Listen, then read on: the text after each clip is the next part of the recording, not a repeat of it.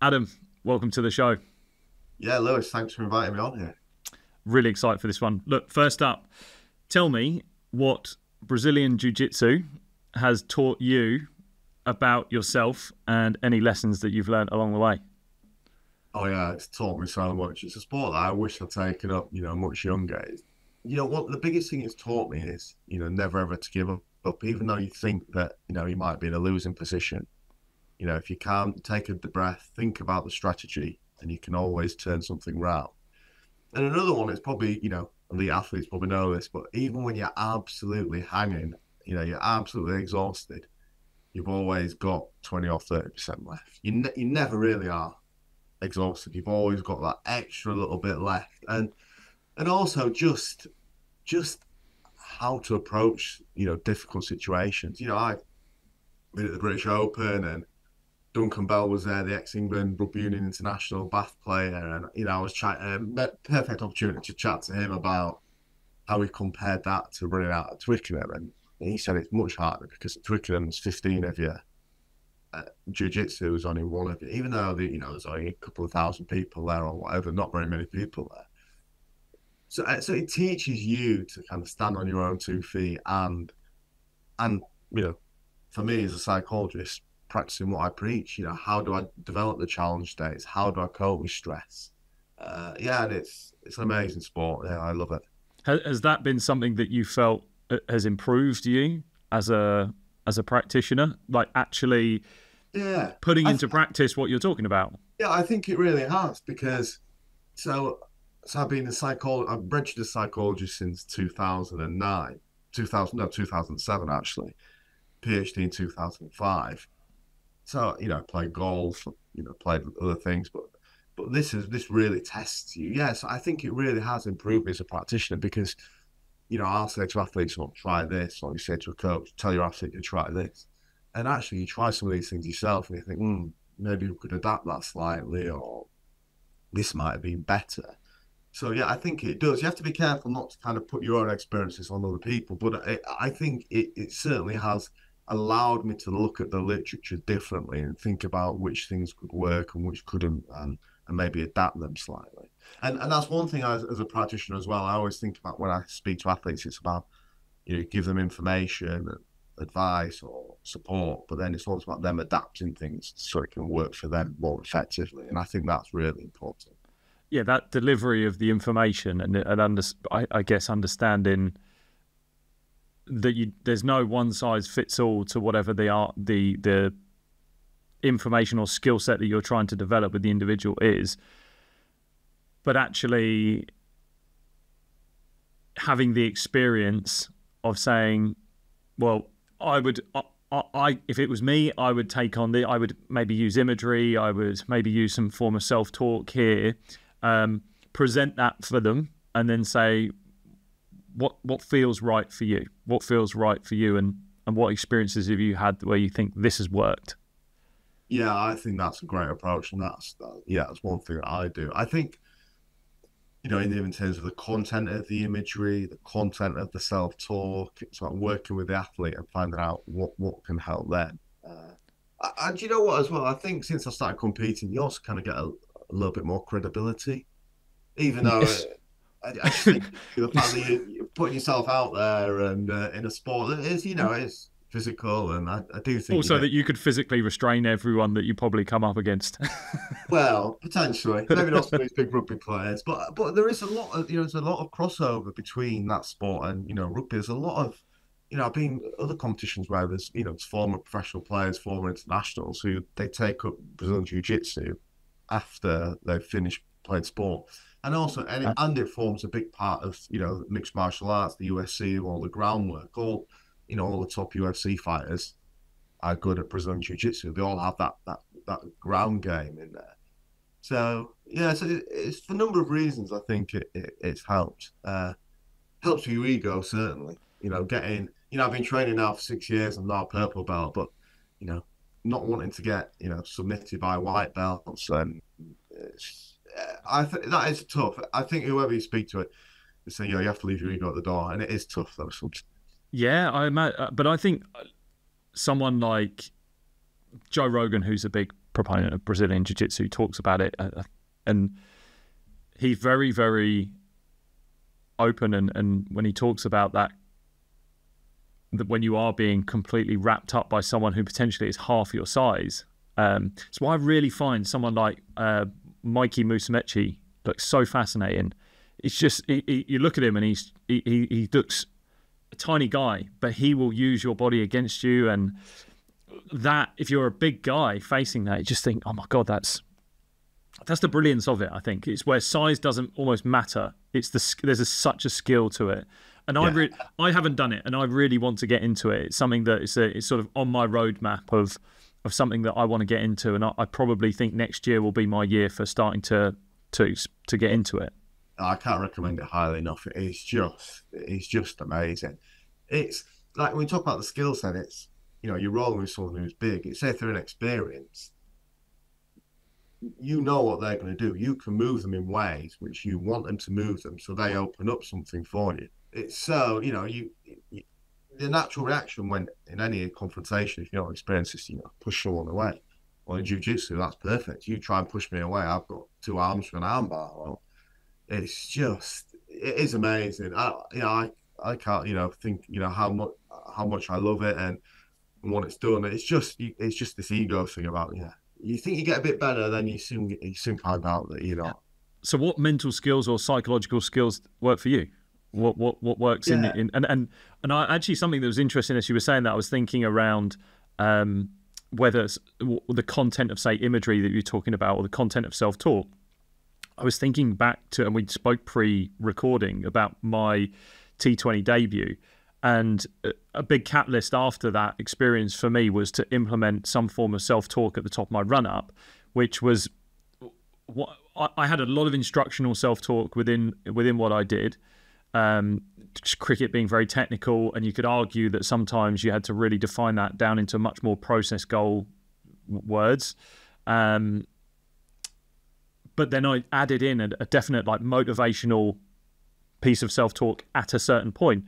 So what I'm getting at is that I found that there are different psychological skills that you use at different times, and then recognizing when you do them. So what have you found works for you, and when are you implementing them in what you're doing? Yeah, so one thing with jiu-jitsu is so you go to the competition venue. So I tend to kind of do the bigger ones. I quite like doing the bigger ones. So they're always at either Loughborough or Warwick University. And then so you'll get into your gi, kimono, and then you'll stand in what's called the bullpen. So you've been weighed in. So it's all quite like, it's all very professional. Like, if you miss weight, that's it. You can't even compete. So you generally get into the bullpen a little bit before, if you're a bit tight on the weights. It means you can have a drink after you're weighed in. So you're in the bullpen, and you're just standing there for sort of an hour, 45 minutes, waiting to get called onto the mats. So this is a time I think psychological skills are really, really important. And so one thing I do, I always try and block out any thoughts of, you know, of injury or harm. You know, you can get injured, broken bones if you fall properly incorrectly, and I always try and block that out, because I think if I'm focusing on that negativity, then I'm not really going to kind of do what I want to do. I've also learned as well that kind of helps me is not watching other matches whilst I'm stood in that bullpen. It doesn't do any good for me, because I've got my own plan of how that feels and how it looks in my own mind, and watching other people. It just, I don't want to watch. I've learned I don't want to watch them. After I've fought, I'll watch the matches, but before, and then I start focusing on kind of what I want to do, how I want to manipulate the opponent to kind of do what I want to do, how I'm going to react. So I'm kind of going through likely scenarios which are based on, you know, previous competitions I've had, training rounds where we've videoed footage. So of course none of that might happen in the competition I'm about to go into, but it's just preparing me psychologically for what's likely to happen. You always know, sir, you're either going to get taken down or you're going to take the opponent down. So how are you going to react in those different scenarios? And that's what I'm trying to do. Obviously, an hour is quite a long time to be stood there, uh, and it can drag on because you're about I'm a masters athlete, so I'm in my mid 40s now. I'm not professional or anything, but equally, I've trained hard. I want to do my best. I'm not there to, I'm there to win essentially and to learn as well. But equally, you made the effort to drive 2.5 hours or whatever it is. So you actually want to, if you can win, you want to win. Uh, and I'm trying to think about that. But when negative thoughts come in, that's when I'm then relying on my preparation, thinking about all the things we've done in preparation. So I'm just essentially just preparing myself and telling myself about all the preparation I've done and being aware of likely scenarios and how I'm going to react to them. And then when you're actually in a fight, what are you relying on there, or is there something that you're trying to, whether it's physiologically or psychologically, focus on when you're in a fight? What's your process there? Yeah, so then you get called in, and then the referee will say start, or he speaks in Portuguese. I don't speak Portuguese. They speak, it'll be whatever it is in Portuguese, and then what I've learned through this is just from Brazilian Ju Jitsu competitions is to kind of slow things down. So, because there's a tendency to really kind of go for it, and 6 minutes, the match is 6 minutes, which doesn't sound long, but you can be blowing out after about a minute of 2 minutes. So I've learned to kind of slow things down, not rush, kind of take my time, and then just the key. My key phrase is just slow, because there's no, and then when you go fast, your mind goes all over the place. You're not thinking clearly. You make mistakes. And then when you do get into the bad positions, it's about taking a second not to panic, deep breath, and then using logical analysis to work out what you've got to do to get out of that position. And then knowing that they'll be thinking you're going to do that, and then how you're going to then react to their next. It is like human chess. But the key for me is, if you're thinking about chess, if you're playing chess, you couldn't play chess moving really quickly. You need time to think. Totally. And I think, in jiu-jitsu, I think in any sports, you need to be engaging in thought processes about thinking what you're going to do next. And I'm aware through my own research and through, own experiences, that sometimes when you're experiencing stress, these are the times you don't breathe well, you don't think clearly, you don't think correctly. It's about kind of forcing yourself to do that. And sometimes that's hard. The easy option is just to carry on, regardless, not even thinking, not concentrating. But actually taking time and thinking, I think, is more courageous. I spoke to you again about this T20 debut of mine, which is just is such a visceral memory, that everything about that was about going faster and harder and using the physical tension that I felt in my body to go harder.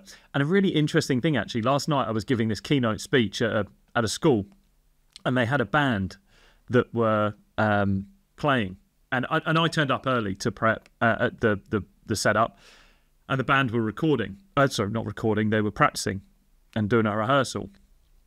And what they practiced in this rehearsal, there is literally their teacher that's guiding them a little bit. There's a few people coming in and out. There's nothing going on, and they're sort of playing a bit of fun. And the music was awesome. It was unbelievable. And then a young lad who was on the piano, he claimed he had just started singing 2 days prior, and he played a song on the piano. And when the actual show started, the awards started, the piano player, then he actually told, we were coming on the stage, and he held us off, and he said, "This wasn't planned, but do you mind if I play this song to everyone?" And I was like, fair, giving a round of applause for just the bravery to do that, and the courage to just say it, and force the principal of the school to not come on. And I was like, fair play, let's listen to this. And then he played the song definitely in like 1.5 times speed. Like he definitely got it faster. He forgot some of the lyrics. Now look, the lad, it was an amazing performance to just go 2 days prior to learn that song, get it done. But you could tell, I was just watching him going, he's rushing through it.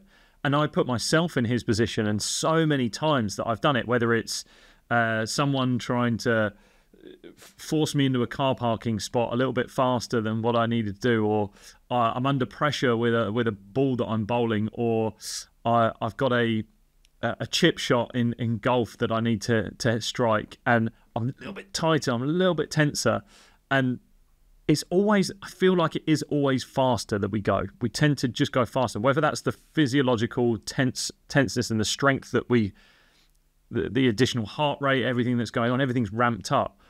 And like last night, I had done this as well in my podcasts, in presenting. If I look back at some of the podcasts I've done earlier, and I'd probably only say in the last sort of 20 that I've done where I've started to really slow things down, my speech was quick. I'm a quick speaker, and I speak quite a lot, but it's quick. And I have to actively tell myself to slow down.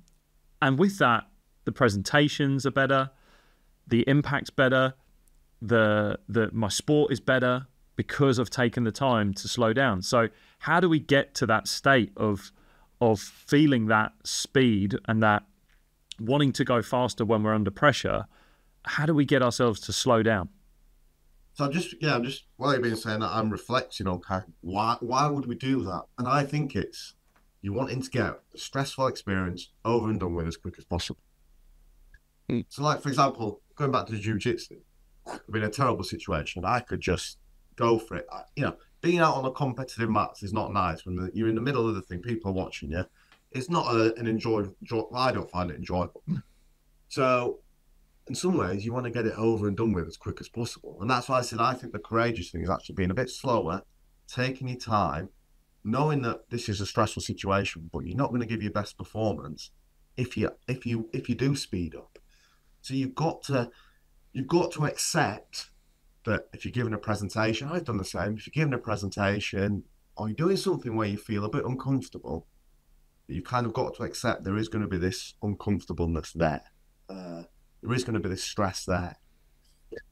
And sometimes, and that's not easy, kind of accepting that. And it's not easy having to deal with that and having to perform whilst the stress is there without wanting to kind of rush the performance. I've interviewed, my first PhD student, I interviewed Irish international adolescent golfers. That was the same thing.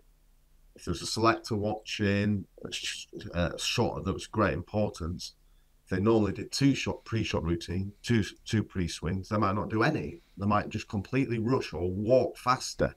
It's almost like as I say, we're trying to get this stressful experience over and done with as quick as possible.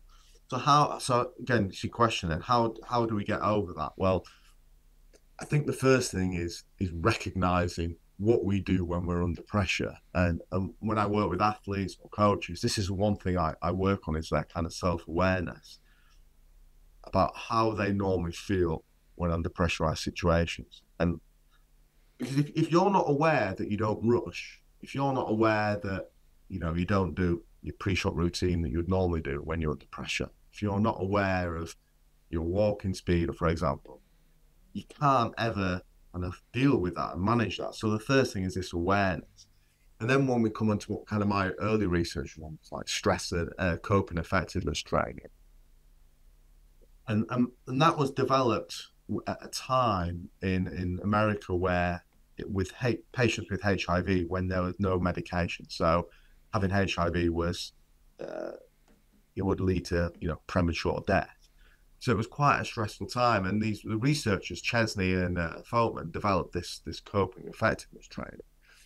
And what that posits is that you link the coping strategy to the stressor, and they focus on what is known as the stressor controllability.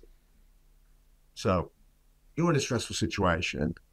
So bearing in mind, this would take, a few weeks to learn. So I can talk about it, kind of a snapshot of that. But I think hopefully it should be of use to your listeners. And we tested this model with a sample of Academy Premier League soccer players with one of my PhD students. So the premise is it's about controllability. can you control the stressor? So, for example, uh, I can control a stressor for me. My coach might pull me up and say, right, Adam, your conditioning's not very good at the moment. Okay, I can control my own conditioning. So I can engage in what is known as, because I can control the stressor, I engage in what is known as problem-focused coping strategies, strategies aimed at solving the problem. So it might be time management. So I work out how to fit additional conditioning sessions in. I speak to a conditioning coach, so I'm seeking information. Uh, I set myself some goals regarding my conditioning. Problem solving, working out why my conditioning might be bad, so my diet, etc. So that's for controllable stresses. Now, for uncontrollable stresses, you focus on regulating your emotional responses. So you try to take control of your emotions. So, for example, how my opponents are playing, how the weather condition, selection. I have no control over those. You can might argue where you do a little bit over your opponents, but it depends the type of sport. In golf, for example, I have no control over what my opponents are doing, what scores they shoot. So how do I deal with that stress? Well, you focus on emotion-focused strategies, so deep breathing, visualization, relaxation strategies. So we're always trying to gain a sense of control, whether it's over our emotions or over the stressor. And there's quite a lot of evidence to show that it works across a variety of different situations, including sports. So we did this study with the Premier League academy players, and we found that through increasing their awareness, teaching them different coping strategies, it was successful in enhancing their ability to cope with stress. And for me, a really important part of the study was that when we interviewed the players afterwards, a lot of the players used it outside of football as well. So in education, dealing with relationships. So it's actually got this transformational part to it, which I think is really, really important. I think that's one of the coolest things about sport in general. I think that's just I'm a big proponent of the skill sets you can learn in sport, not the technical, but the very, we could call it esoteric side of it. It's the teamwork, the commitment, the values, everything that's about you as the human being skills, the human skills that come from it are so transferable, and the psychological skills and mental skills play a part of that. And geez, the world we live in right now, God, we've needed some coping strategies more than ever. One thing, just as you were talking there, is how do you know which coping strategy mechanism to match up with what stressor? So if I've got a stressor that is in front of me, how do I know which coping strategy is going to work for me and what might best have the best effect? Yeah, so what we do is, so the program generally lasts about 6 weeks, 6 1-hour sessions. And one of the sessions is about teaching you how to identify which are controllable and which are uncontrollable stresses. So that's one of the key principles. And we spend a bit of time on that. We also get you to reflect on times when you have coped with stress and you've coped well, and times when you've coped ineffectively. So there is kind of a clue already to kind of which things are likely to work, which might not work. And then we then spend some time working through different coping strategies and then teaching you how to use those. So then you've got this ability to identify, is it controllable or uncontrollable? All right, I can identify that. Then which are my options now? And we don't say you have to use this, you have to use that. It's about getting the athlete to consider and try different coping strategies and have experience of trying different coping strategies and then working out generally which are more effective for them or which are helpful for them in certain situations compared to other situations. So it is, it is a trial and error, but guided by evidence, and you're on the right track. I just hate this approach where you say you have to do this, you have to do that. You don't. I would never say that as a psychologist. It's about we're trying these different things and you're practicing these different strategies, and then you'll know that you've got them to fall back on. So when I've done these in the past with golfers, I've always tried to teach the coping effectiveness training on the off season. So we've got a bit of time just to get used to these these different principles. I remember I worked with an England under-18 player who's now is a European tour player, and one thing he would do, he would, he'd talk about speeding up. We spoke about that, and that's one thing he would always do. Under pressure situations, he would speed up his puts.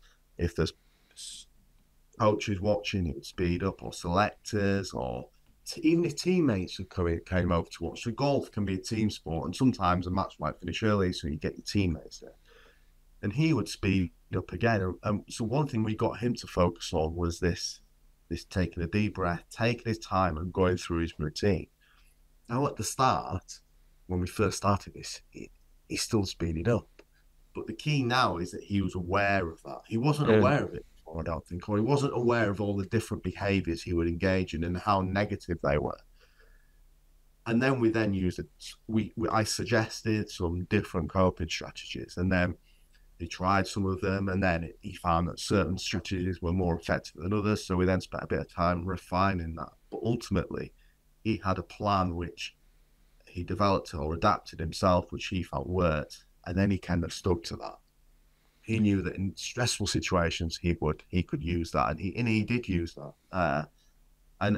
So it's a process. So it's not just a process of a psychologist telling an athlete or asking an athlete to try these things. It's then about the athlete trying the things, providing feedback to the psychologist, and then discussing further to kind of cement this coping, kind of a coping armory of what they would have. Yeah. You said about doing it in the off season, and one thing that I found really interesting, especially like a sport like tennis.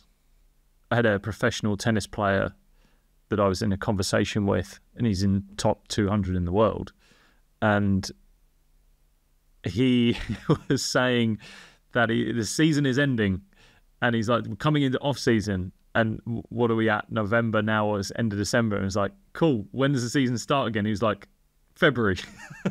So it's like, it's like 6 weeks he's got off. So you said there that your programs, you do a 6-week program, but I'm also very aware that there are athletes that will want to do this sort of thing whilst the season's going on. So how do you navigate trying to bring in coping strategies, psychological skills, while someone is in performance mode? Because there's no remedial work that they can do. Well, they'll be maintaining physically, whatever, and there's no development path to what they're doing right then. So how do we take an athlete who is currently in the midst of their season and in performance mode and start to teach them mental skills? Yeah, I think there's a number of ways of approaching that. So first and foremost, or first of all, you could actually look at the season and work out when in the season might be better to start these psychological skills training rather than others. Do they have a quieter time where the tournaments aren't quite as? That's one approach. But then equally, what you could say is, right, we'll take a slower approach to this. You'll kind of give them some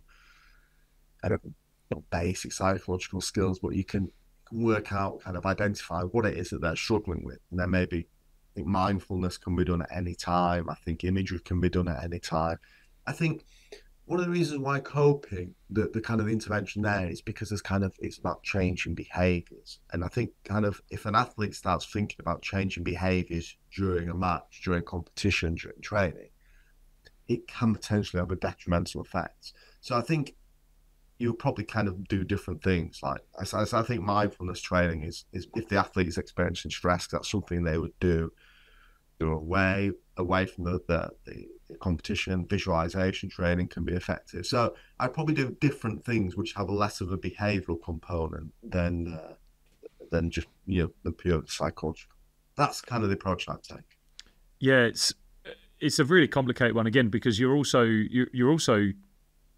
I wrote something down about the personality of the individual as well playing a role. And the only reason I think about this is because through just awareness is so key. Like awareness is quite such a vital part of this.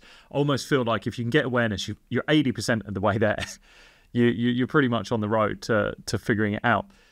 And through the awareness of just educating myself and having experiences in high-level sport, I am now very aware of parts of my personality that I actually need to bring out at certain times. So I'm going to give this keynote speech that I gave last night as an example. I'm quite a neurotic person. I'm fairly high in neuroticism, and I feel my trait anxiety is quite high. So my base level of anxiety can be quite high sometimes, and I know that when I'm then placed into an environment that I'm aware that is going to ramp up physiologically, cognitively, everything. So one thing I found was when I go on to give a speech, I have the turning of the stomach, I have the high heart rate and everything. And also then the negative thoughts of like, well, what am I going to say? Or what happens if I say this wrong? Or what happens if I don't get the point across in the way that which I want to get it across? And I tussled with that for quite a long time. And obviously I had some amazing keynote experiences that I've been able to get some in front of some really great audiences and some big organizations. And I'm very grateful for that. And I continuously do it. But I have improved so much recently through the fact that I have put myself through a bit of a process leading up. So coming into say like a speech, because I find that speeches, you get drawn into negative thinking and self-doubt based on the opinions of the people that you're about to present to. So you get this imposter syndrome, you're constantly ruminating. And one thing that I'd done a couple of strategies where I do a physiological sigh to calm me down from a physical point. So a double inhale with a long exhale. And I have to thank my yoga training and my breathwork coaching through that. But also just practicing it. And then I use motivational self-talk to go on. I use a third person perspective by saying, "You've got this, Lewis," as if I'm being coached through the process. And then I have one phrase that I say before I'm going, and I'm reminding myself how fortunate I am to be in this position. So I'm using a bit of gratitude. And then as I'm about to like go out, I say, "Watch this." So a motivational phrase to use. But one thing I added in last night was I looked at the room and I would very much change the way in which I delivered the speech based on trying to make myself seem credible and valued by justifying a lot of what I was doing. And what I mean by that was I would say things that I potentially wouldn't necessarily say in the speech if I was calm and not and being sort of a logistical head. So what I did last night was, and this sounds really bad, I dialed up my narcissism. I massively dialed up my ego, and I did it to say like, yes, I'm on stage and people are watching me, and that's great, but I care about them. I care about everything is caring about them, but like this is a performance, like this is cool. And I knew that, again, if people look at sort of like the personality of narcissism literature, like the narcissists love like performing. It's all about that. But it was really about stepping into this persona that was narcissist. It's not me. Yes, I've got an ego like we all do, but I am low on narcissism, but I wanted to dial that up to help my performance. And I felt that was quite an interesting experience I gave myself. And I videoed the talk, and it was one of my best talks. It was one of the way I spoke was slow. It was impactful. Everything that I wanted to do, the way I wanted to do it, was delivered in the right way because I'd given myself permission to be that person. And that for me was quite interesting. So I'm curious to see what you think about this idea of dialing up parts of your personality that you know might impact your performance better. Yeah, no, this is really interesting. So my partner, she's a big fan of Beyonce. Now, Beyonce, when Beyonce goes on stage, she's not Beyonce, she is fashion. Yes. So yeah, I'm with you. All those things you were saying about giving a speech resonate with me 100%. I've been doing it now for 20 odd years as a lecturer, and speaking to mainly students, but different organizations. And you know what? I used to get recurring dreams about things going wrong. Computer's not working, the projector's not working, no electricity. And do you know what? They've happened that many times now, all of those things, that kind of doesn't really affect me now because I know, that if I can cope with those factors now, and I've experienced them that many times that actually, if the PowerPoint doesn't work, I can give the talk, and the reason why I can give the talk is because I prepare, so I know what I'm going to be saying, and I know my slides to the extent where I could give the talk without the slides. And do you know what? One of the best talks I ever gave was when my slides didn't work, Uh, and I gave the talk, and there was a lot more interaction, and I could see the students really, really like that talk, and in comparison to some of the talks where they're looking, they're half asleep. But this relates to performance as well. Is not letting, I think, the crowd influence your talk in a negative way, and same with performance. So 10 years ago, or 11 years ago, I gave a talk to all the Super League coaches, Super League Academy managers, and a lot of them were ex players, old school ex players. And one of the different topics. One of them was a bit about mental toughness. Some quite well, players I'd watched growing up on TV, and they're all like, oh well, mental toughness. You're either mentally tough or you're not. You can't do anything about it. Like, well, that was at the end of my talk, and it's like, oh, so no one's, or some of you've not really been kind of listening to the different techniques that you can instill in people and help people to develop their mental toughness. But of course, there's a personality element to it.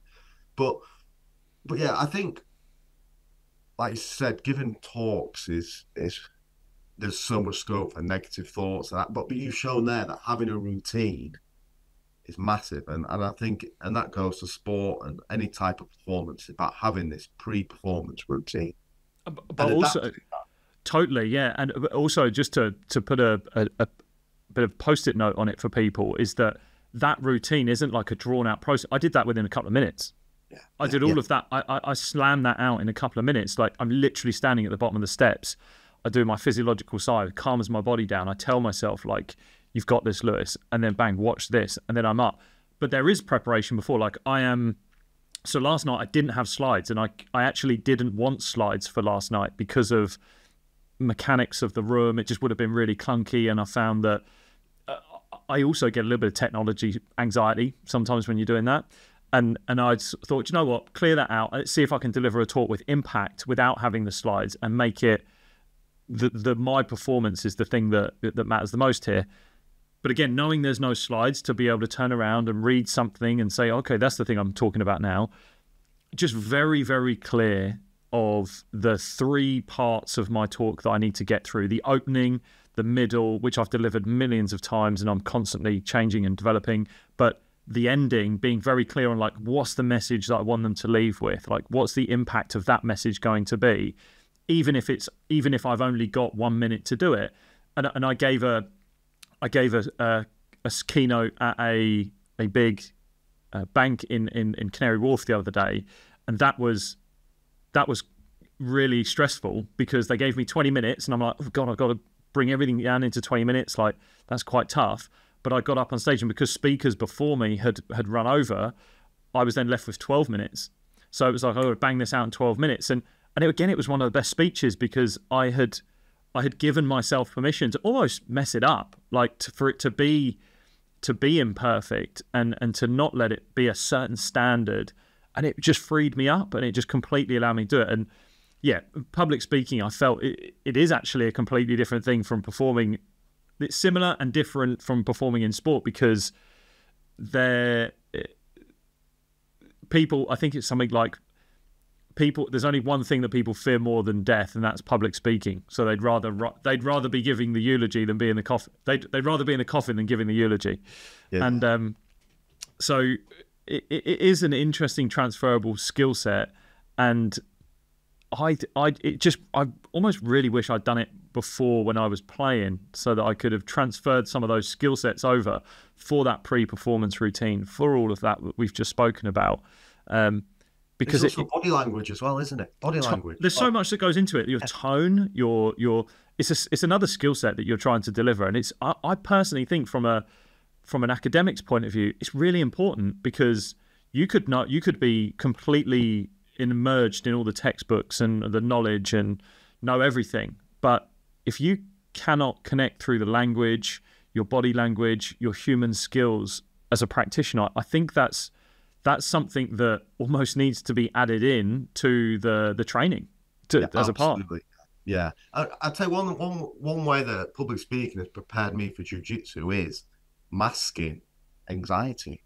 You know, Uh, I know I can give talks now. Like you said, I could, be really, even if I'm just giving a talk to my students who are, 30 in a class, or even then, I probably don't get anxious like I used to do, but there's still some anxiety. But one thing I've learned over the years is how to mask that.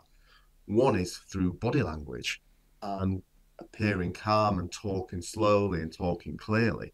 So when I'm in, competition at the British Open, I know how to do that. I know how to act calm. I know how to act relaxed. Well, not just act, but I know how to deep breathe. I know what my body language should be. I know how to appear cool, or and collected and composed.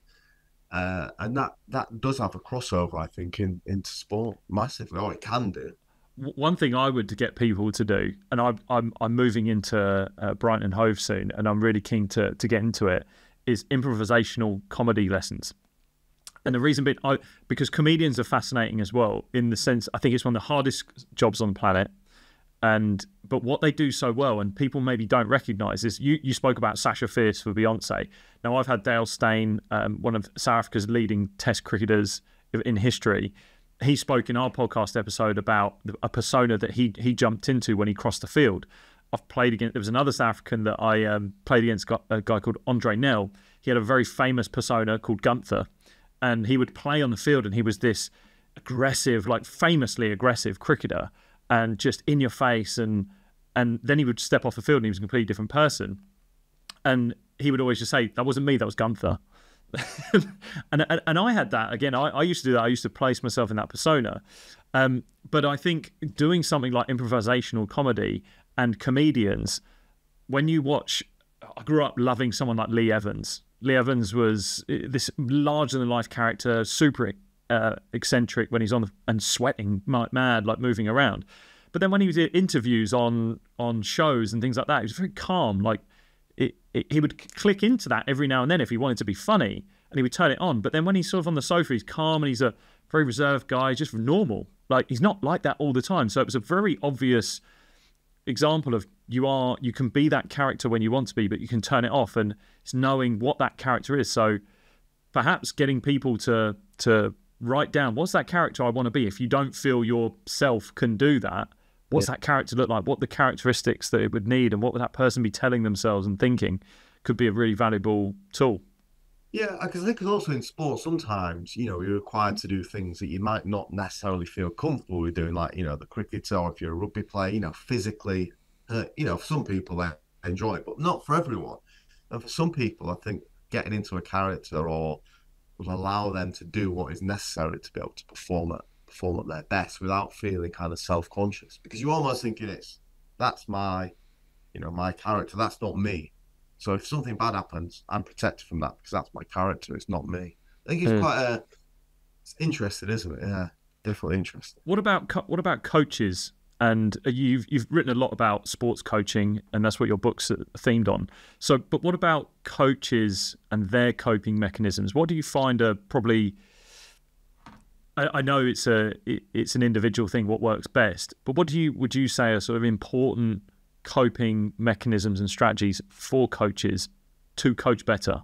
Yeah, I think for coaches, it's about kind of managing their emotions and not letting kind of negative emotions get in the way of kind of delivering the message that they would want to deliver. So, for example, after a bad performance, a coach might be frustrated with a certain player, but actually would taking his or her aggression out on that player or anger on that player help? Probably not.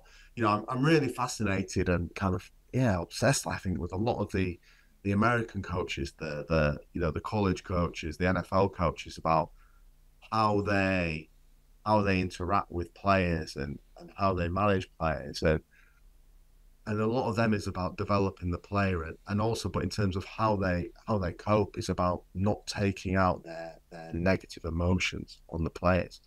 Bill Belichick's Bill Belichick's quite a famous one, isn't he? Because he took all that his anger on the other coaches, on his assistant coaches, because he didn't. No, it's Bill Walsh, because he didn't want his players to be angry at him. He wanted his players to kind of wanting to support their coach, their kind of assistant, say the attack coach or defense coach or whatever it was, quarterback coach, because they'd feel that kind of responsibility. I don't think but I just think the key thing is not letting passion and anger become negative, or not letting passion become anger. I think there's a key thing. I think once as a coach, I know, old school coaches be like, oh, they shout at players to get a reaction, but I don't know, things have changed now, the way we are as people, and I don't know if that's always a good thing. That NCAA environment, because it's got so much media attention as well, like you've got college kids that are doing press conferences and things like that, and I think there's none of that really going on in the UK. Yeah. I think, and probably interesting conversation to have, is how society creates a persona that the coach maybe believes they have to have. And what I mean by that is America's society is very motivational. It's very positive. Whereas in the UK, and I've experienced it a lot in Australia, we have tall poppy syndrome. One poppy gets above the rest, we cut it down to the length of everyone else. And the conversation of that human element, these coaches that are talking about, I'm seeing it over and over again coming from social media, and I'm posting them out about coaches that are talking way less about the technical, the tactical, the performance of the game, and they're talking about the individuals, the environment, the culture. What are we creating? Are we making these players feel valued as people? And they're talking about the human side of it way more. Whereas I don't know if we are, as a society, giving the message or the permission for our coaches to be like that, and which, again, leads to an opportunity for coaches to do that. I think if you're a coach that could do that now, you will just stand up above the rest. You've got to be okay with being cut down. In the UK and Australia especially, like if someone does something different, you're going to have resistance. You're going to be someone's going to try to tear you down. You've just got to be strong enough to go, I know this is the right thing to do. Yeah, no, it's definitely a UK thing, I think. Like you'll get an NCAA Hall of Famer talking about not being angry at players. I watched my kid who's under 9 grassroots soccer player. I reckon the coach probably loses his anger about, probably 50% of the time shouting at players. And I do think as coaches, it's something that probably needs to come in more into coach education. And you always get the old school of saying, oh, it doesn't do them any harm being shouted at. But then, well, does it? You look at, 9-year-olds going into the shells, 9-year-olds not wanting to take another touch in case they do something wrong, 9-year-olds playing with fear. Yeah, and this can go up across through the age groups.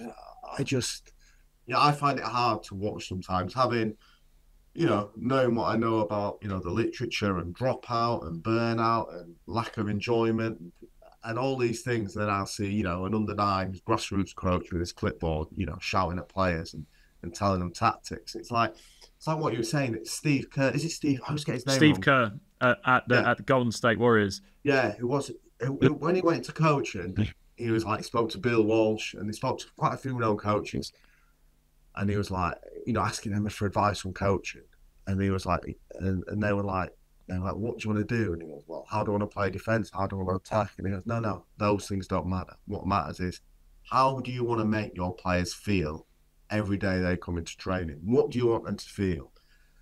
And they were the principles that have guided him. And then they'd say something like, well, what are your principles? So he says, so for him, feeling joy. He's a big believer in meditation and mindfulness and hard work. And there is 3 disciplines that he coaches by. And they were like, well, yeah, how you defend, how you attack is not important. Everything else is more important. And I don't think we have that approach in this country. From what I've observed, then, I don't think it's as common as it is over in America. I think we're lagging in some respects. But again, I think it just leaves a huge opportunity that there is there for people to move towards it.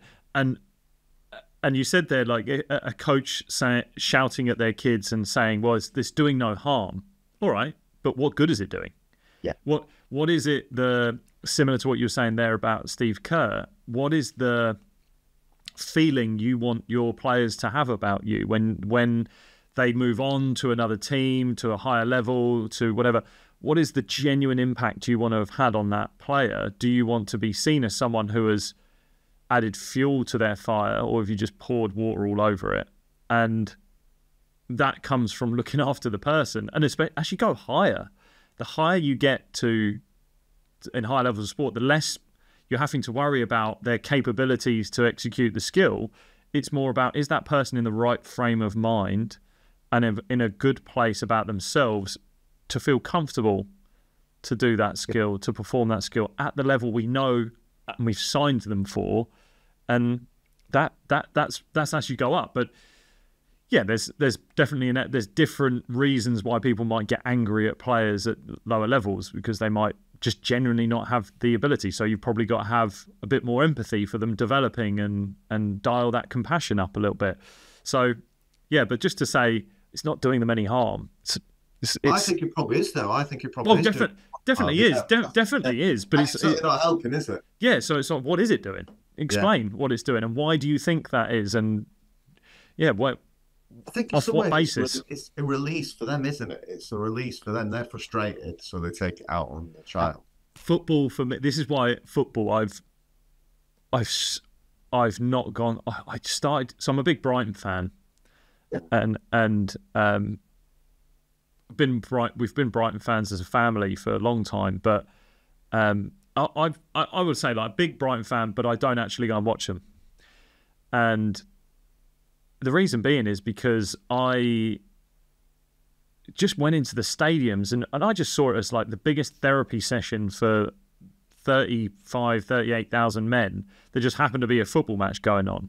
Yeah. And I remember sitting next to a guy and I looked at him and I thought, this seems like just a normal standard guy who is just coming to watch a game, and he looks like he is a dad. He's got a son next to him and he's got his brother next to him and things like that. The game started and this guy just changed and he's effing and blinding at the ref. But also you looked at it and went, is that you? Is that really you? Or is that something you feel you need to do because of the environment you're in and you've been brought up in?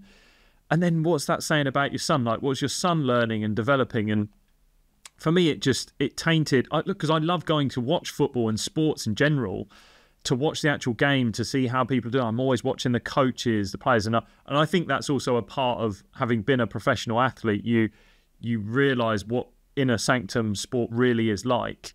You recognise it's not this sort of it's in all the lights that everyone sees it as this big dramatic environment.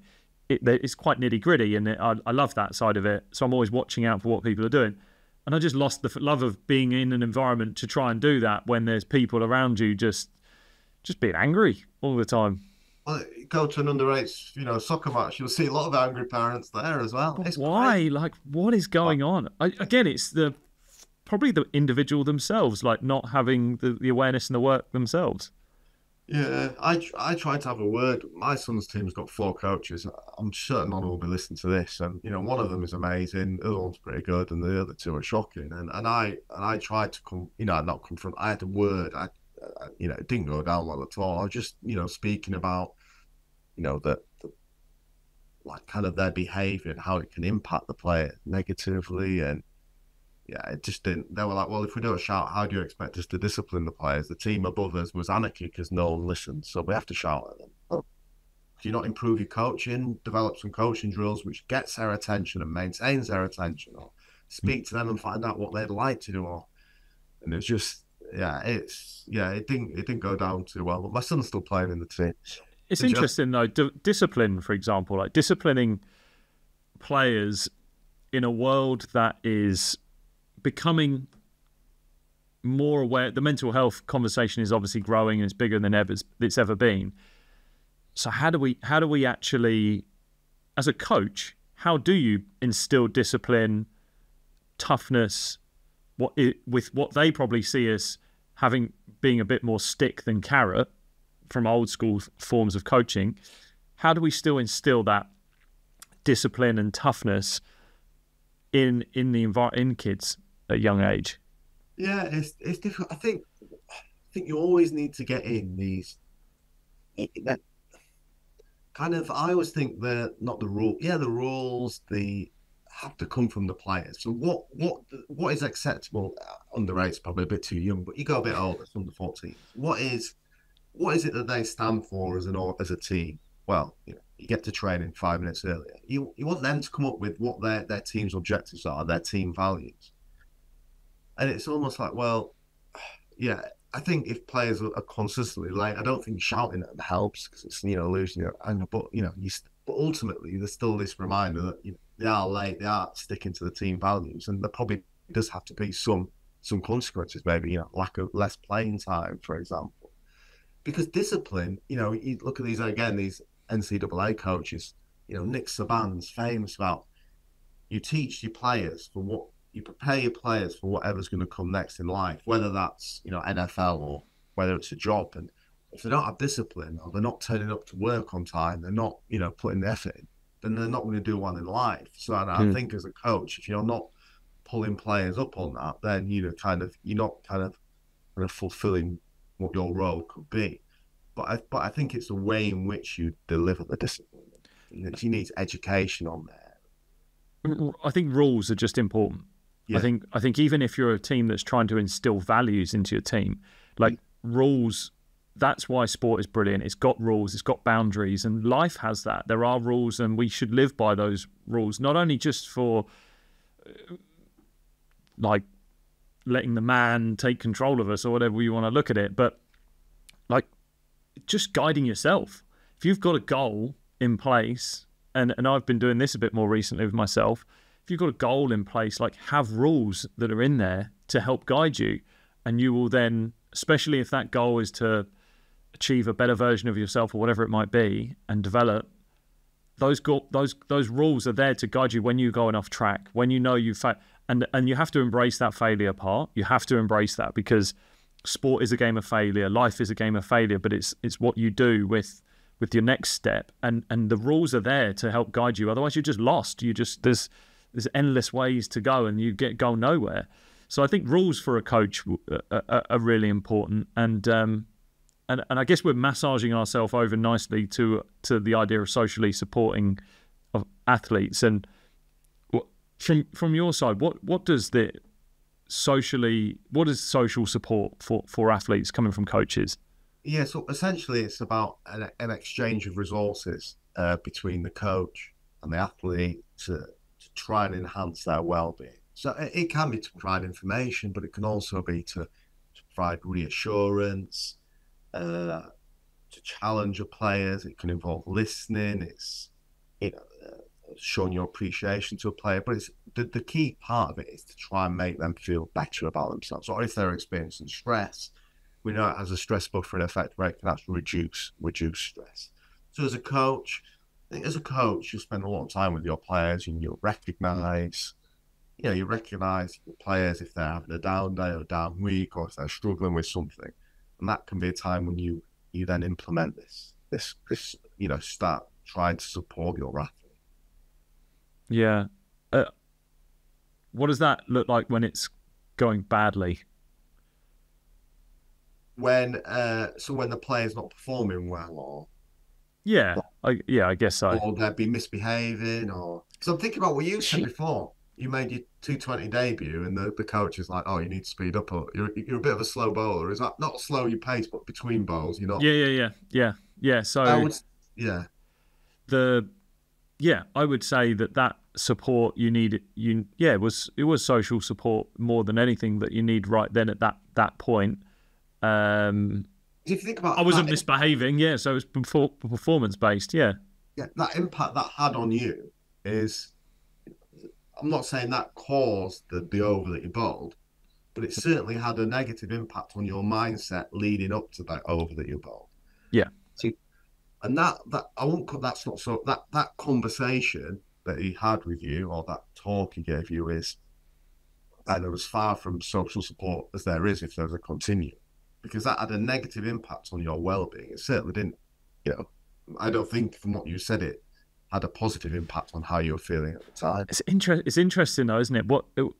Maybe I would have viewed it differently if the performance had gone well. Maybe I wouldn't have recognised it. Maybe I would have just moved myself over to the next performance, and then if that had happened, then again, and it had a negative, it might have just marked the performance could mask that quite easily, because I think the performance holds such a strong visceral impact on an athlete. The one thing that probably is quite interesting, and I've spoken about this on my social media, is athletes and people in general being very, very conscious of the support that they do need and what that looks like. And I'd had Mustafa Sakar on the podcast, and we spoke about his challenge support matrix of having high support, high challenge, low support, low challenge, and in between. And we spoke about what that support actually looks like.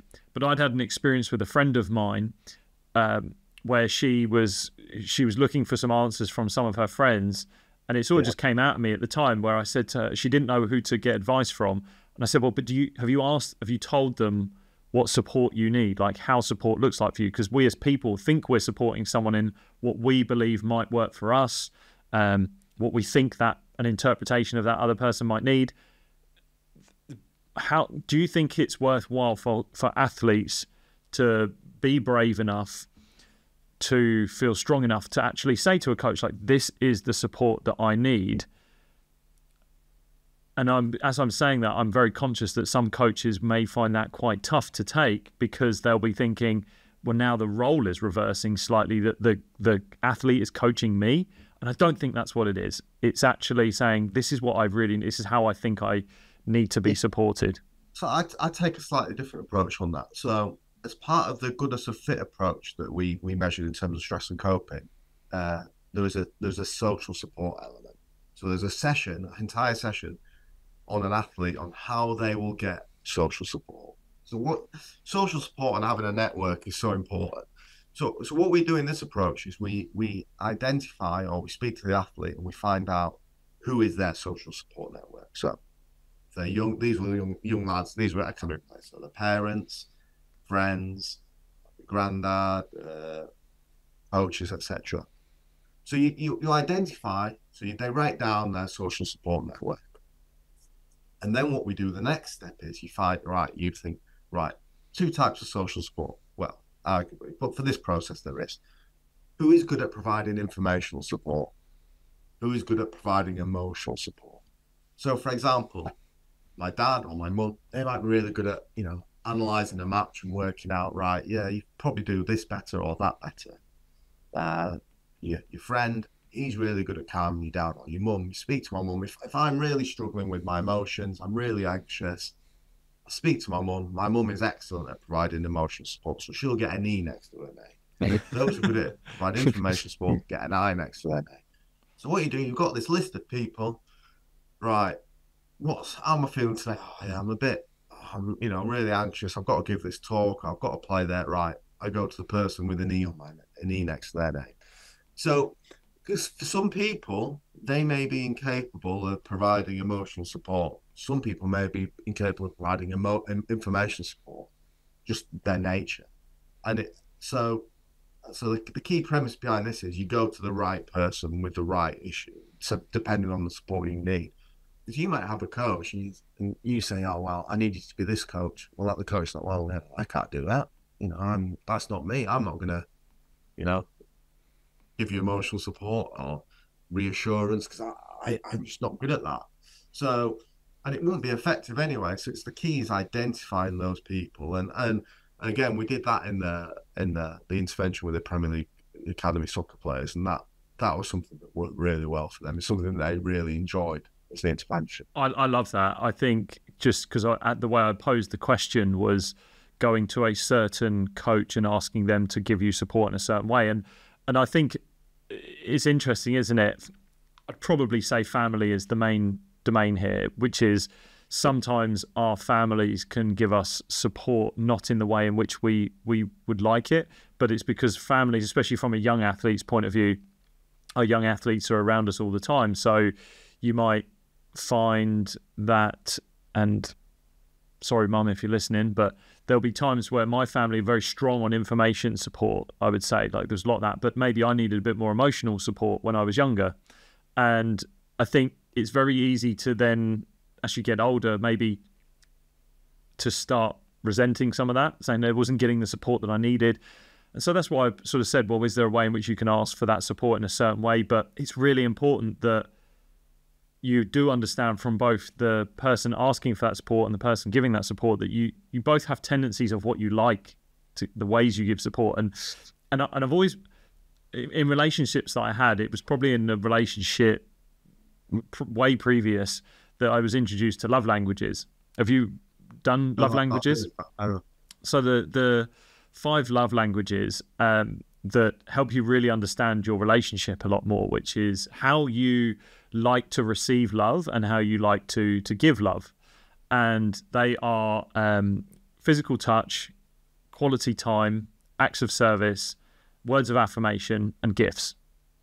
So you essentially do a quiz, you do a questionnaire, and you find out what it is that the way in which you receive love. Now, I did this, and I thought that mine was going to be words of affirmation, like being told I'm good at things and things like that. Gifts was right down at the bottom, which is why for me, Christmas is a nightmare, because I don't see the value in gifts. So therefore, giving gifts is really tough for me because I'm like, why would this be interesting? So when other people have that high on their list, that's where I can have friction with them. But then, for example, understanding that a partner has words of affirmation really high on their list. But for me, actually giving words of affirmation was quite challenging because of my background, and like I hadn't heard that and I hadn't learned that skill enough. So that caused a bit of friction in the relationship. But the pure awareness of knowing what that is, it was really impactful.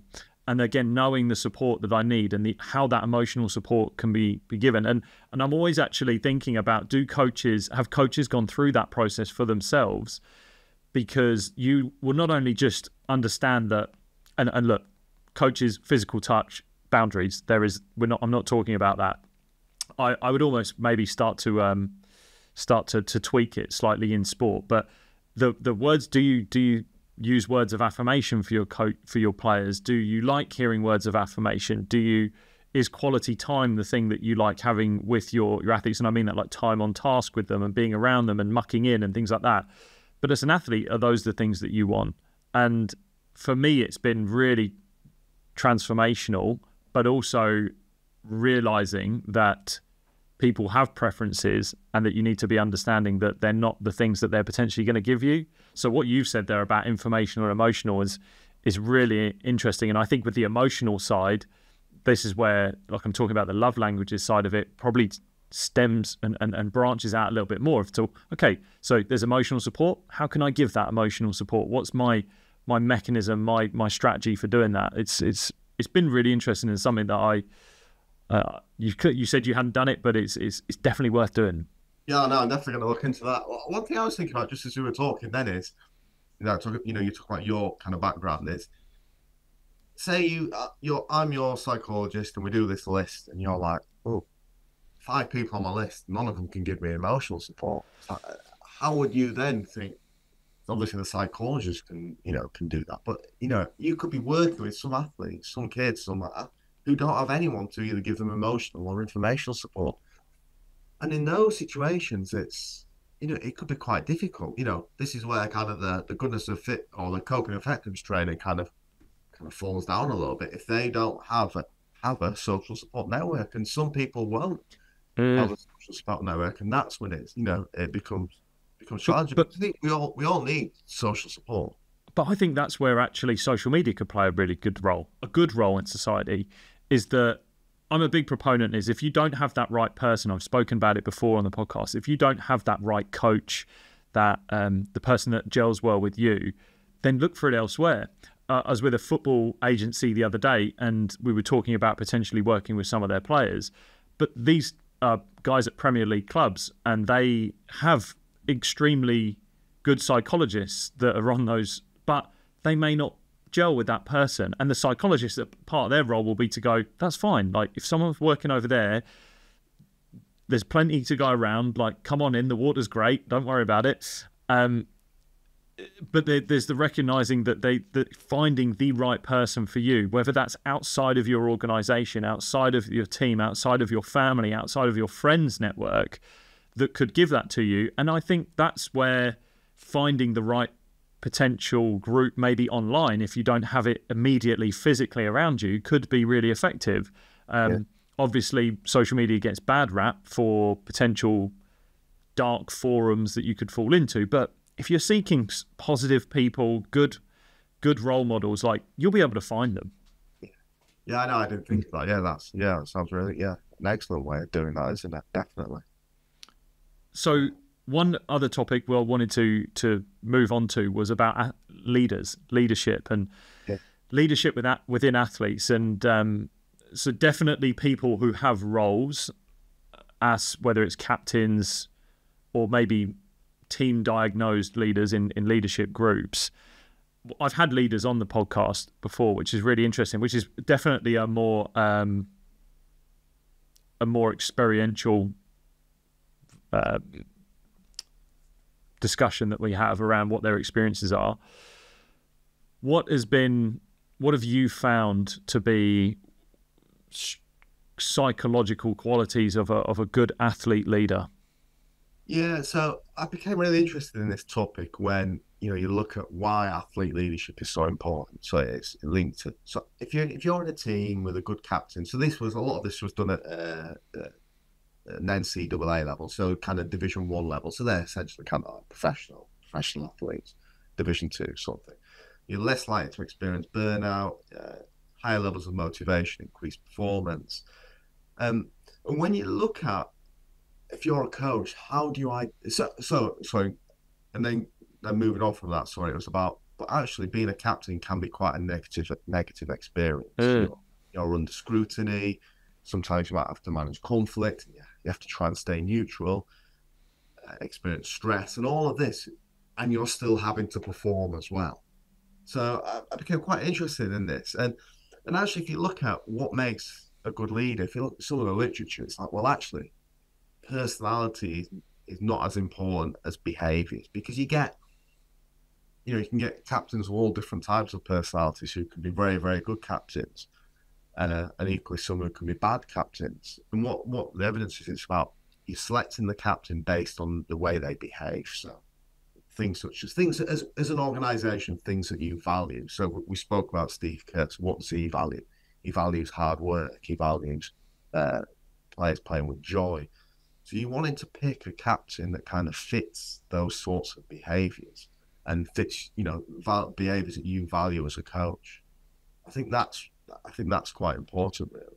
Yeah, you're right about it being a tough experience, but actually leaning on the personality types, I've had multiple captains in my life, and obviously we're talking about team sports. This is very different for an individual sport. But from a team point of view, like the idea that the best player needs to be captain, the best player needs to be an extrovert, that's not true. I've had some of my best captains were introverted characters, very good players. Yes, they were. They had high quality, had a high skill set. You need to know that they're going to be on the field. But yeah, it can be challenging. You don't see too many captains doing it for a long time. One story that I always have found really interesting in my sport, cricket, was one of Graham Smith. And I don't know if you know of Graham Smith. Graham Smith is, South African Test captain. He was made captain at, I think, 21 or maybe 23 of South Africa. And he stepped into a changing room with some of the best players in the world, and he had to lead them. And that must have been such an interesting environment to be in, because you've got your own personality everyone's got to warm to, and like, who is this guy? And there must be an element of massive amounts of imposter syndrome that go on with leaders, whether they are conscious of it or not. But yeah, what do you think of that? The coach is so important in terms of developing and supporting the captain. So if we think of the Graham Smith experience, he's got the coach has really got to try and develop him as a leader, because I'm assuming he probably won't have had that much, given his age. He can't have had that much. Yeah. He might have, led underage groups, but how do you cultivate those behaviours? How do you, work with those captains? So, having regular meetings. I'm sure he would have probably needed some, well, I don't know. We don't know him, but I'm sure he might have needed some reassurance away from the working with the players. He will have had negative, difficult times. And the coach, I think, so as a coach, it's about picking the player who you think can do the tasks that you want them to do, whether that's tasks, so the tactical things, encouraging players, developing social relationships off, or even being a link between the coaches and the players. I think, I'm quite a big fan, particularly at the younger ages, of this like shared leadership, where you pick the kind of the players who will fulfill the different roles, through their own, characteristics, more effectively. So you might have some who's, very tactically is very insightful, kind of knows the sport, lots of sport intelligence. So they will probably be your on-field leader. They might not be that good at encouraging players, because that's not them. They might be the they might not be good at socially supporting players. They might not be good at kind of bringing the team together, team events, socials. So you kind of like having this shared leadership where you have different players performing different roles, which I think puts less of a burden on one particular person. And you're not asking one player to do things that they might not be uncomfortable with. Because just for example, just because they're very good tactically and a task leader, asking them to do the other things might be very, very stressful if that's not in their kind of makeup. So I think, yes, it's about considering as a coach about how to implement like kind of effective leadership models, probably, I would say. I think as a leader, you probably think that you have to know everything. You have to know absolutely everything that you've got to do. And that if you don't have the answers, that means that you're insufficient as a leader. When reality is you can lean on everyone around you. You can lean on other players. You can allow skill sets or personal skills that they've got that perhaps you don't have right now, or you don't foresee you having in the future. Allow them to do it and relinquish some of that stress and that burden. I think Sia Khaleesi does this beautifully for the Springboks. He spoke so openly about how he doesn't see himself as the pure captain of the team. He is merely the guy with the armband on, but there are people when he's on the field, he is pulling in different resources around him from different experiences, because he's like, there's guys that have played longer than me that have got different perspectives. That's a real strong transformational leader that is in pure action there. And again, what a great model to use. If you're a young leader right now, this guy is leaving you clues, like soak it up, take it on, like go and embrace it. Yeah. And I've got a post coming out on Monday on LinkedIn, again with Steve Kerr. He talks about an example where play in the middle of a match or a timeout, and they have all sorts of scouts in the stadium, looking at the pit, looking at what's going on. And someone in one of the scouts kind of stood behind the dressing room, was like, he gave him an idea, and he went with that idea. He had not thought of that idea.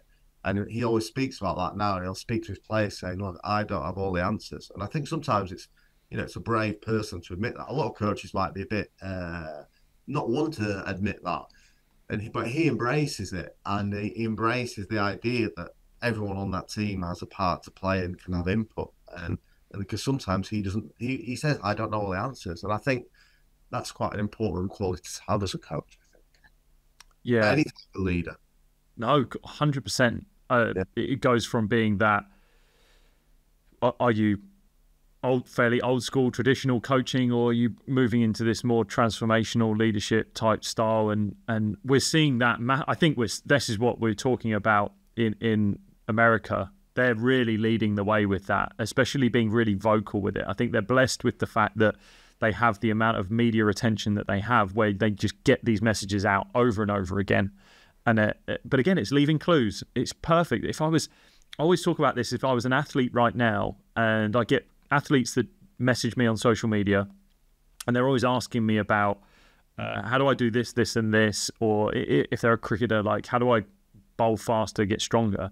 I'm like, there are hundreds of people out there that are strength and conditioning coaches, putting out quality content.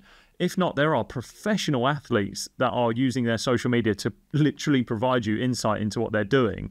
I remember when I was growing up, I used to have to like sneak into facilities just to find out what gym program someone was on so that I might scrap away at it myself. And I'm like, now they're just giving it to you. It's just there. It's like the clues are everywhere. Like it is now, it's not even the information that's the issue. The information is not, it's the willingness to implement some of this that you're seeing and taking in, and be brave enough and courageous enough as an athlete, as a coach, to just go and do it yourself, because you have no excuse to say that the information you didn't know, or if you didn't know how to find it, Google it, like go on social media, type it in, find it, look for people you want as role models, you resonate with the most. If it's Steve Kerr, if it's Sia Khaleesi, if it's all these different guys, the information is there, but the real brave step is moving away that idea of what you need to be like and thinking you have to know all the answers, and actually going, do you know what,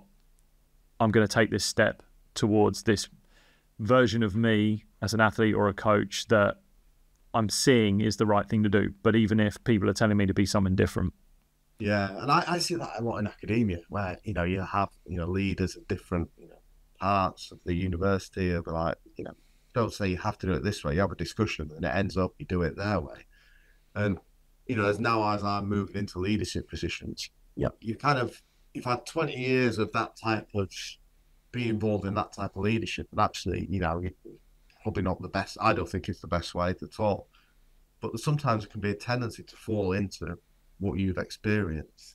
And it's like, for me now, as moving into different leadership roles, it's like making a conscious decision not to do that, to be like the Steve Kerr, to be like some of these other coaches, Nick Saban, who embrace the ideas of others, and we are affected by our experiences. And again, it's this awareness about being aware of that, and being aware if I'm falling into certain leadership behaviors that I wouldn't kind of want to do, which kind of come on a bit automatic, creep up sort of thing. Yeah. Look, it's fascinating. It's a big old topic, and we've been going for a really good time here, and this has been fascinating. I'm very conscious of time. There's a couple of questions I want to finish up on, and one is that I always ask a guest: is there something that you're reading, watching, have listened to recently that you maybe are recommending people that has perhaps inspired you or educated you recently? Yeah, it's in terms of what I'm watching that's inspired me. It's kind of like I'm looking at kind of video clips of when I say great coaches, Hall of Fame coaches, not about their tactics, but about how they deal with people.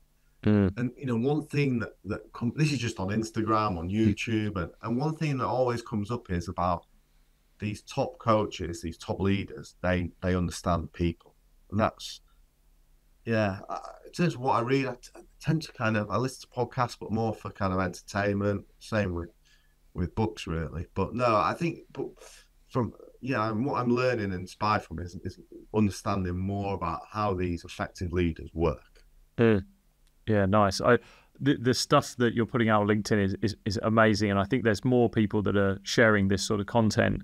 But again, it just goes back to the you can watch it, digest it, and I think you got to go do it. The doing it, the magic is in the doing. Absolutely. And again, you will hear this in coaches like that will say, I know what to do. I know what to do. And it's like a form of coach procrastination. Like, I know that. I know it. I'm aware of it. But why aren't you doing it? Like, what's stopping you from doing it?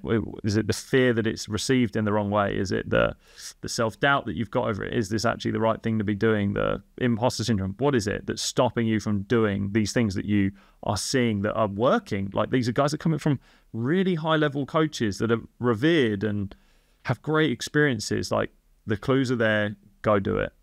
And it goes back to one thing we mentioned throughout this podcast, awareness, isn't it? Yeah. Are they really aware of why they're not doing it?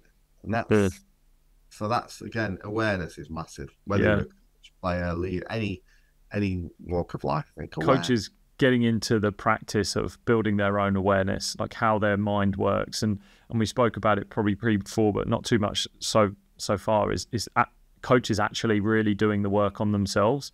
If you value the psychological, the mindset, the psychological makeup of your athletes, and you think you value it, I'm a big proponent of, have you had experience in it through yourself? Have you educated yourself in it? I don't think you need to have PhDs coming in from everywhere. No. Have you just had an experience or gathered the knowledge yourself? I think that's really important. No, definitely. The final question I want to leave with is, what challenge, for someone listening to this podcast, what would you potentially challenge them from the conversation that we've had for them to go and do? Something that they can actionably go and do from this conversation that we've had. Yeah, so the challenge would be is, when the next time you're in a stressful situation, is not to rush it. We've spoken about that today. I tried, rush to get if I could get the competition over and done within 2 minutes, regardless of whether I win or lose, I'm out of there, stress gone. But actually, the hard bit is making it last, and is developing strategies and kind of embracing the suck, but will enhance your performance, I think. Love it. That's a perfect challenge for people to go do. I'm going to go do that myself as well in some of the things that are coming up. Look, where's the best place for me to direct people to find more of your work, get in touch? I'll also leave links in the show notes for your books. Yeah, probably LinkedIn. I'm quite active on LinkedIn. Kind of regularly post about either my research of others, or just kind of commentary on different coaching or different psychological techniques. Probably I'd say LinkedIn. Or if you want to reach out personally, I'm on Instagram, A+Nick, or my email address is a.nichols@hull.ac.uk. I'd be more than happy for anyone, to get in touch if they've got any questions or ideas or comments or discussions.